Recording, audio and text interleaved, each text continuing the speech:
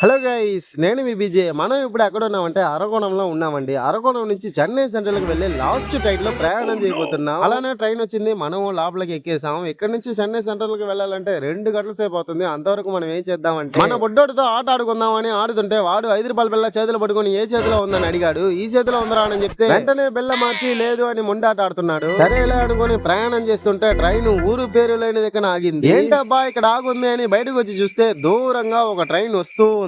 అలానే దాన్ని డీప్ గా చూస్తుంటే ఈ పక్క సడన్ గా ఒక ట్రైన్ వచ్చింది. ఏంట్రా వీడు చెప్పా పెట్టకుండా సైలెంట్ గా వచ్చాడని గుండు జల్లు ట్రైన్ చూసేలోపు ఈ పక్క ట్రైన్ సడన్ గా వచ్చింది. ఏంటబ్బా వీళ్ళు షాకుల మీద షాకులు ఇస్తున్నారు అని లోపలికి వస్తే వీడేమో ఇంకా ఎంత దూరం ఉందని మనల్ని అడుగుతూనే ఉన్నాడు. ఇంకా చాలా దూరం ఉన్నా ఇంకా కొంచెమే నానా అని వాడి దగ్గర చెప్పాను. ఒక్కొక్క స్టేషన్ రాను రాను జనమే లేకుండా అందరూ దిగేశారు. మనం మాత్రమే ట్రైన్ లో. అలానే వస్తుంటే వీడేమో ఇంకా ఎంతసేపు రా అసలు నేను నీతో వచ్చిందే తప్పు అని జుట్టుపట్టుకొని లాగుతున్నాడు. ఆగిరా చూస్తాను అని చూస్తే సెంట్రల్ వచ్చేసింది. అబ్బా నన్ను వదిలేరా అని ఇద్దరం ఇంటికి వచ్చేసామండి.